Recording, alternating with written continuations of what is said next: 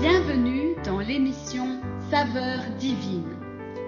Cette bonne nouvelle du royaume sera prêchée dans le monde entier pour servir de témoignage à toutes les nations. Alors viendra la fin. Ce pain céleste vous est présenté par Immaculée Niraneza.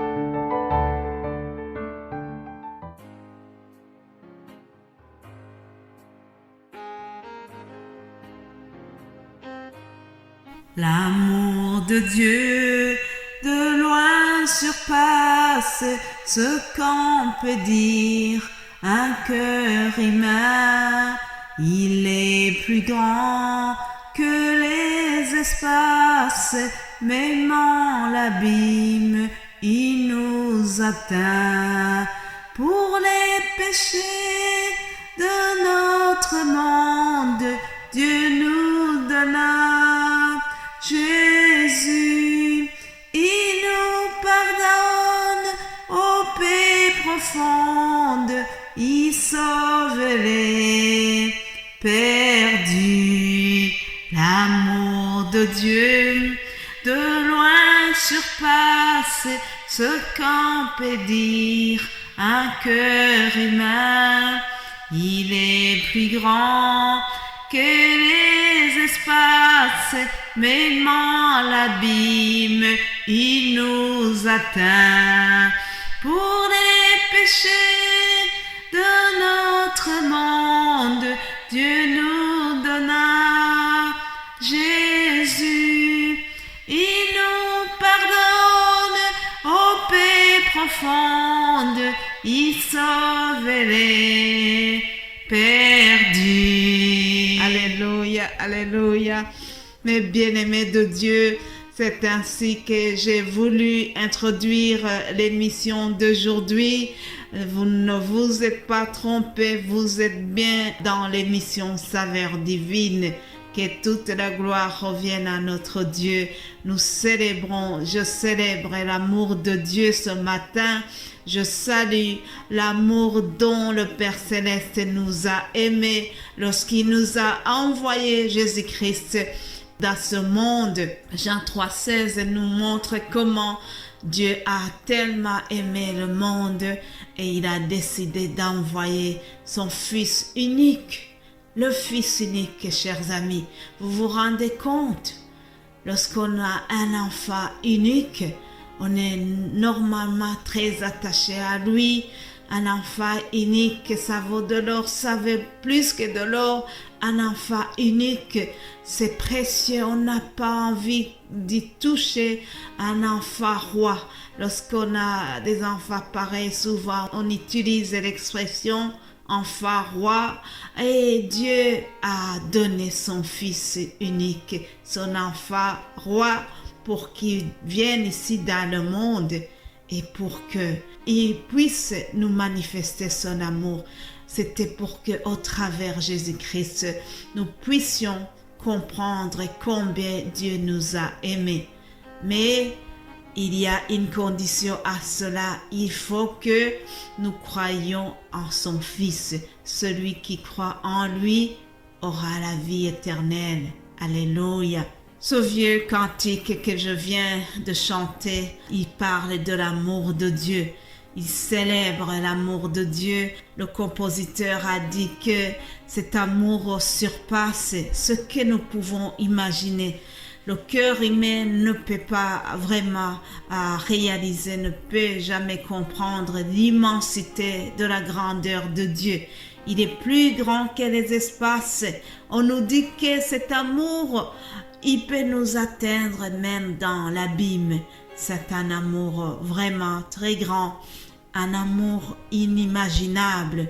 Voilà l'amour dont Dieu nous a aimés. Et si Dieu nous a aimés autant, il veut nous enseigner à nous aimer aussi les uns les autres, chers amis. Cet amour doit être un modèle pour nous. Cet amour doit être une source d'inspiration pour toi et moi. Nous devons aussi à notre tour imiter Christ, imiter Dieu et avoir un amour divin.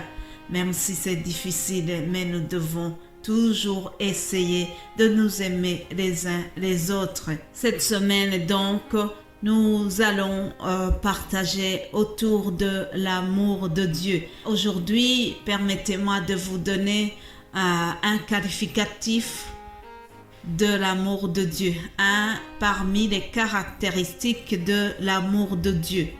L'amour de Dieu est compatissant. L'amour de Dieu est miséricordieux. Je vous propose de lire le psaume 103 au verset 8. Il est écrit: L'Éternel est miséricordieux et compatissant, lent à la colère et riche en bonté. Je répète, l'Éternel est miséricordieux et compatissant, lent à la colère et riche en bonté. L'Éternel est bon, chers amis. La parole me dit que les bontés de l'Éternel ne sont jamais épuisées. Elles se renouvellent chaque matin. Alléluia. Je prie que les bontés de Dieu se renouvellent pour toi qui m'écoutes à l'instant. Je prie que Dieu te manifeste sa bonté. Je prie qu'aujourd'hui, tu puisses vraiment sentir quelque chose de spécial venant de la bonté de Dieu. Que tu puisses, au travers de cette parole, que Dieu crée pour toi quelque chose qui va vraiment te faire dire: oh, l'Éternel m'a manifesté sa bonté. J'ai senti l'amour de Dieu. J'ai senti un clin d'œil venant du Père Céleste. Alléluia. Mes bien-aimés de Dieu, nous devons confesser cela. Nous devons confesser que Dieu est bon. Alors donc, je disais que l'amour de Dieu est compatissant, il est miséricordieux. En effet, chers amis, grâce à l'amour de Dieu qui est miséricordieux, grâce à cela, il nous a pardonné. Il nous a pardonné de nos péchés. Il nous a retirés du monde des ténèbres pour nous amener à sa véritable lumière. Alléluia. Tout cela, c'était parce qu'il nous a tellement aimés. Les bien-aimés de Dieu, dans un seul verset que je vous ai lu, le verset 8 du psaume 103, il y a la notion de miséricorde de Dieu, il y a la compassion, il y a le fait d'être lent à la colère. Lorsqu'on est lent à la colère, ça veut dire qu'on pardonne vite. Et puis, ça se termine par riche en bonté. Si Dieu est lent pour être en colère envers nous, ça nous donne une leçon. Nous devons aussi être lents à la colère, ne pas s'emporter vite, ne pas garder une colère, ne pas nous énerver les uns sur les autres. Non, je n'oublie pas que nous sommes des humains. Nous pouvons nous mettre en colère, c'est normal. Mais il y a une attitude à adopter. La Bible nous dit quelque chose à propos de la colère. Il dit que si nous nous mettons en colère, nous ne devons pas pécher.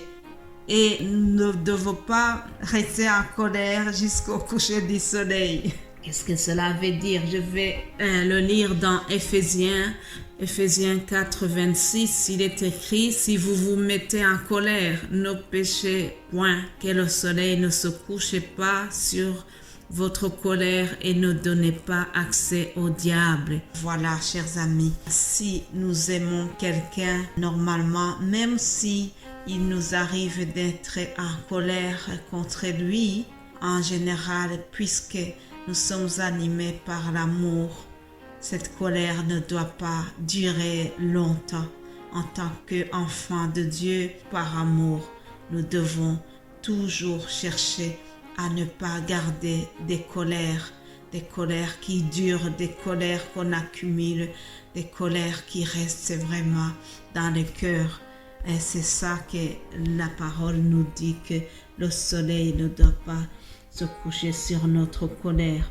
Voilà, je vais terminer l'audio ici, mais retenez que l'amour de Dieu, cet amour qui est compatissant, cet amour qui pardonne, qui ne garde pas la colère, cet amour qui est riche en bonté, ça doit nous servir de modèle. Voilà, chers amis, je vous laisse et Dieu voula, nous allons continuer demain. Passez une agréable journée et je vous aime d'un amour éternel. Amen.